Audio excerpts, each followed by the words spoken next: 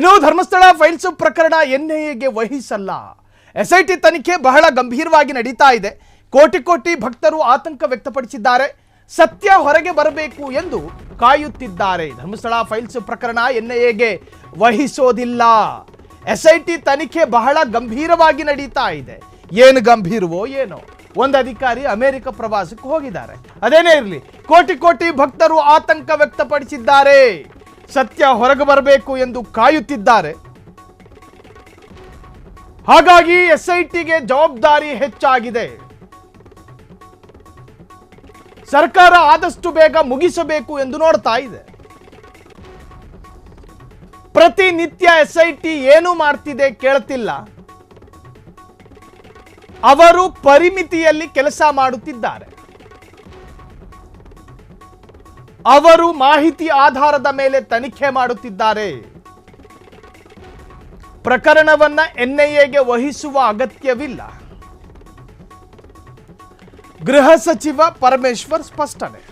ಹೌದು, ಎಸ್ಐಟಿಯನ್ನ ರಾಜ್ಯ ಸರ್ಕಾರ ರಚನೆ ಮಾಡಿರೋದು ತನಿಖೆ ಮಾಡೋದಿಕ್ಕೆ. ಸೊ ಎಸ್ಐಟಿ ಅಧಿಕಾರಿಗಳು ಕೂಡ ತನಿಖೆ ಮಾಡ್ತಿದ್ದಾರೆ. ಸಿಕ್ಕಿರುವ ಸಾಕ್ಷ್ಯಗಳನ್ನ ಫೋರೆನ್ಸಿಕ್ ಲ್ಯಾಬ್ಗೆ ಕಳುಹಿಸಿಕೊಡಲಾಗಿದೆ.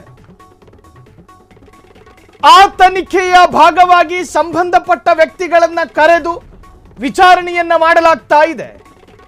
ಅಗಿಯುವ ಶೋಧ ಕಾರ್ಯಾಚರಣೆ ತಾತ್ಕಾಲಿಕವಾಗಿ ಸ್ಥಗಿತ ಆಗಿರೋದು FSL ವರದಿ ಬರಲಿಲ್ಲ ಅನ್ನೋ ಕಾರಣಕ್ಕೆ ಹೊರತು ಬೇರಿನ್ಯಾವ ಕಾರಣವೂ ಅಲ್ಲಿಲ್ಲ. ಆದರೂ ಕೂಡ ಎಸ್ಐಟಿ ಅಧಿಕಾರಿಗಳು 29 ಅಧಿಕಾರಿಗಳನ್ನು ಒಳಗೊಂಡಂತಹ ಸ್ಪೆಷಲ್ ಇನ್ವೆಸ್ಟಿಗೇಷನ್ ಟೀಮು, ಅದರಲ್ಲಿ ಒಬ್ಬ ಅಧಿಕಾರಿ ಅಮೆರಿಕ ಪ್ರವಾಸದಲ್ಲಿದ್ದಾರೆ, ಅದೇನೇ ಇರಲಿ, ಆದರೆ ಉಳಿದಂಥ ಅಧಿಕಾರಿಗಳು ಅವರ ತನಿಖೆಯ ಭಾಗವಾಗಿ ಅದಕ್ಕೆ ಸಂಬಂಧಪಟ್ಟಂತಹ ವ್ಯಕ್ತಿಗಳನ್ನು ತನಿಖೆ ಮಾಡ್ತಾ ಇದ್ದಾರೆ. ಈ ಬಗ್ಗೆ ಸ್ವತಃ ಗೃಹ ಸಚಿವರು ಮಾತನಾಡಿದ್ದಾರೆ. ಕೇಳಿಸ್ಕೊಂಡು ಬನ್ನಿ. ಸಾಕಷ್ಟು ವಿಚಾರಗಳನ್ನ ನೆನ್ನೆನೂ ಕೂಡ ನೀವು ಮಾತಾಡಿದ್ದೀರಾ. ಧರ್ಮಸ್ಥಳಕ್ಕೆ ಸಂಬಂಧಿಸಿದಂತೆ ಈಗಾಗಲೇ ಅರೆಸ್ಟ್ ಕೂಡ ಆಗಿದೆ. ಅವ್ರನ್ನ SIT ತನಿಖೆಗೆ ಒಳಪಡಿಸಿದೆ. ಕೆಲವು ಸ್ಪೆಕ್ಯುಲೇಷನ್ಸ್ಗಳು, ನೋಟಿಸ್ ಕೂಡ ಇಶ್ಯೂ ಆಗಿದೆ, ಮತ್ತೆ ಸ್ಪೆಕ್ಯುಲೇಷನ್ಸ್ಗಳು. ಇದಕ್ಕೆ ಏನು ಹೇಳಿದ್ದೀರಾ? ಅಲ್ಲ, ತನಿಖೆ ಬಹಳ ಗಂಭೀರವಾಗಿ ತನಿಖೆ ನಡೀತಾ ಇದೆ. ಯಾಕೆಂದ್ರೆ ಒಂದು ಕೋಟ್ಯಾಂತರ ಭಕ್ತಾದಿಗಳು ಧರ್ಮಸ್ಥಳದ ಬಗ್ಗೆ ಆತಂಕವನ್ನು ವ್ಯಕ್ತ ಮಾಡಿದ್ದಾರೆ. ಸತ್ಯ ಏನಾದರೂ ಹೊರಗಡೆ ಬರಬೇಕು ಅಂತ ಕಾಯ್ತಾ ಇದ್ದಾರೆ. ಅದಕ್ಕೆ ಸ್ವಾಭಾವಿಕವಾಗಿ SITಗೆ ಅವ್ರ ಮೇಲೆ ಜವಾಬ್ದಾರಿ ಹೆಚ್ಚಿದೆ.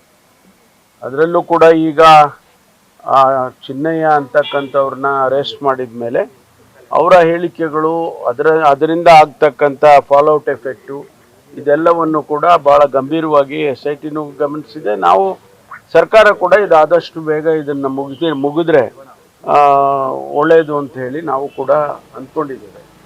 ಹಾಗಾಗಿ ಅವರು ಬೇಗ ಮುಗಿಸ್ಬೇಕು ಅಂತಕ್ಕಂಥದ್ದು ಅವರು ಕೂಡ ಪ್ರಯತ್ನ ಮಾಡ್ತಿದ್ದಾರೆ.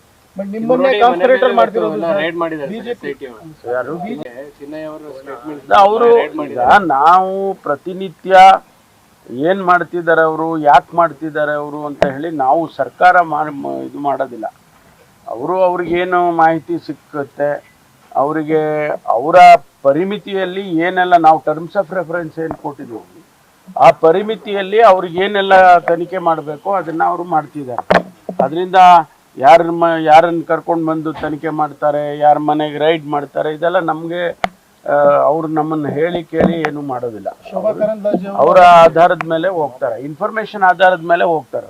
ಶೋಭಾ ಕರಂದ್ಲಾಜೆ, ಪ್ರಹ್ಲಾದ್ ಜೋಶಿ ಅವರು, sir, government is the biggest conspirator in this case. ಅವ್ರ ಅಪಾಲಜಿ ಕೇಳಲೇಬೇಕು ಈ ಕೇಸಲ್ಲಿ, ಮತ್ತೆ NIA ಎನ್ಕ್ವೈರಿಗೆ ಅಲೋ ಮಾಡಬೇಕು ಅಂತ ನಿನ್ನೆ ನಾನು ಸ್ಪಷ್ಟವಾಗಿ ಕ್ಲಾರಿಫೈ ಮಾಡಿದ್ದೀನಿ. NIA ಕೊಡುವ ಅಗತ್ಯ ಇಲ್ಲ ಅಂತೇಳಿ. ಯಾಕೆಂದರೆ ನಮ್ಮ SITನವರು ಸಮರ್ಪಕವಾಗಿ ತನಿಖೆ ಮಾಡ್ತಿದ್ದಾರೆ.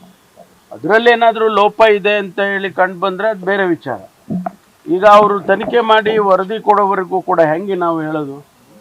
ಸರಿ ಇಲ್ಲ ಅಂತ ಹೇಳಬೇಕಾದ್ರೆ ಏನಾದರೂ ಒಂದು ಬೇಕಲ್ಲ, ಒಂದು ಮಾನದಂಡ ಇಟ್ಕೊಂಡು ನಾವು ಮಾತಾಡಬೇಕಾಗುತ್ತೆ. ಅದರಿಂದ ಸದ್ಯದ ಪರಿಸ್ಥಿತಿಯಲ್ಲಿ NIA ಕೊಡೋ ಅಗತ್ಯ ಇಲ್ಲ. ನಮ್ಮ SIT ಅವರು ತನಿಖೆಯನ್ನು ಮಾಡ್ತಿದ್ದಾರೆ. ಅವರು ವರದಿ ಬಂದ ನಂತರ ಅದಕ್ಕೆ ಪರ ವಿರೋಧ ನಾವು ಸ್ವಾಭಾವಿಕವಾಗಿ ಚರ್ಚೆ ಆಗುತ್ತೆ. ಆನಂತರ ಸರ್ಕಾರದ ಹಂತದಲ್ಲಿ ನಾವೇನ್ ತೀರ್ಮಾನ ಮಾಡಬೇಕು ಮಾಡ್ತೀವಿ. ಸರ್, ಸಾಕಷ್ಟು ವಿಚಾರಗಳನ್ನ ನಿನ್ನೆನೂ ಕೂಡ ನೀವು ಮಾತಾಡಿದ್ದೀರಾ ಧರ್ಮಸ್ಥಳಕ್ಕೆ ಸಂಬಂಧಿಸಿ. ಕ್ಷಣ ಕ್ಷಣದ ಸುದ್ದಿಗಳಿಗಾಗಿ ಫ್ರೀಡಂ ಟಿವಿ ಸಬ್ಸ್ಕ್ರೈಬ್ ಮಾಡಿ, ಲೈಕ್ ಮಾಡಿ ಹಾಗೂ ಫಾಲೋ ಮಾಡಿ.